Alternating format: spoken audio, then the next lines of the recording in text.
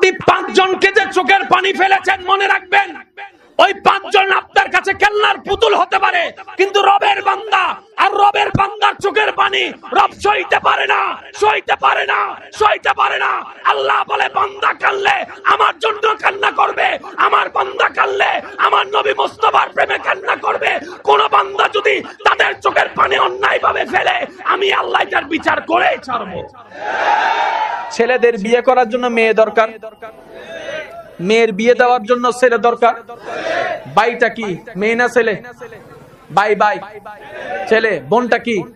তো ভাই বোনে বিয়ে করে দেন না, কাম শেষ তো। বাইরে সম্পত্তি যাইতো না, ঘরেই থাকতো। আচ্ছা, কেন নাউজুবিল্লাহ বললেন আপনারা? তখন আপনারা বলবেন ইসলাম নিষেধ করেছে। এটা তো সবাই জানি। একবার কি কখনো ভেবেছেন ইসলাম কেন নিষেধ করেছে? এটা তো ভাবার চেষ্টা করেন নাই। ইসলামের কথা বাদ দেন,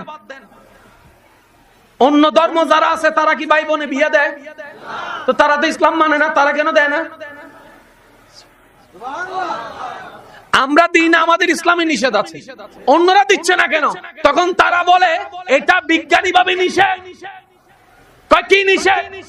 ভাই এবং বোন রক্তের গ্রুপ আলাদা, চেহারা আলাদা, শেড আলাদা, ফিঙ্গারপ্রিন্ট আলাদা, তারপর আপনার আই প্রিন্ট আলাদা, স্কিন টোন আলাদা, চামড়া আলাদা, নাম আলাদা, আকার আলাদা, তারপরও একটা জিনিস মিল আছে, সেটা হচ্ছে ডিএনএ।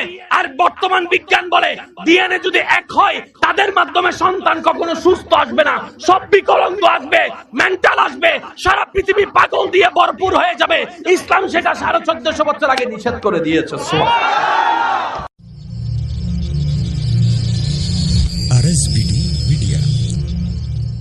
আমাদের জীবনের স্মৃতির জায়গাটা পুরাটাই দখল করে আছে, হয়তো টেনশনে, না হয় অভাবে, না হয় দুঃখে, না হয় বদনামে, না হয় গুতাগুতি, না হয় ঠেলাঠেলি, না হয় মারামারি। এইরকম সেক্টর গুলায় আমাদের ওই স্মৃতির জায়গাটাকে দখল করে আছে। যদিও হওয়ার দরকার ছিল, জীবনে কি পেয়েছি সেই হিসাব করা দরকার ছিল, পাইনি কি সেই হিসাব করে তো আর পাওয়া হবে না। সুতরাং না পাওয়ার হিসাবটা বাদ দিয়ে পেয়েছি কি সেটা হিসাব করা দরকার ছিল। হিসাব করা দরকার ছিল আমরা অযোগ্য হওয়া সত্ত্বেও রব্বে করিম বিনা চাওয়াতে আমাদেরকে কত কিছু দান করেছেন, কত দয়া করেছেন, কত নিয়ামত করেছেন, এটা ভাবার দরকার ছিল। এটা ভেবে অন্তরকে নরম করা দরকার ছিল। এই নরম করে রবের দরবারে বারবার সিজদা দেওয়া দরকার ছিল, শুকরিয়ার সিজদা। কথা বলেন ঠিক কিনা? আমরা আমাদের জীবনটা আল্লাহ যা দিয়েছেন, যতটুক দিয়েছেন, সত্যি করে একটা কথা বলেন, এগুলা কি আসলে আমরা যোগ্যতা দিয়ে অর্জন করেছি, না আল্লাহ আমাদেরকে ভিক্ষা দিয়েছেন? জোরে বলেন না। আল্লাহ আমাদেরকে, আমি আওয়াজটা পাই না, আল্লাহ আমাদেরকে একটা জিনিস যদি বলে যে আমার আল্লাহ যদি বলে যে আমার বান্দা আমি তোরে চোখ দিয়েছি, সাই চোখের জন্য দাম দে। বুঝেন না আমার কথা? আল্লাহ যদি বলে যে আমি তোদেরকে চোখ দিয়েছি, সাই চোখের একটা দাম দে। এই চোখটিকে রাখতে গেলে 1000 রাকাত নফল নামাজ পড়তে হবে। গেছে কি কথা কয় না কা? তোদেরকে আমি বলার জন্য আওয়াজ দিয়েছি, এটার জন্য 500 রাকাত নফল নামাজ পড়তে হবে।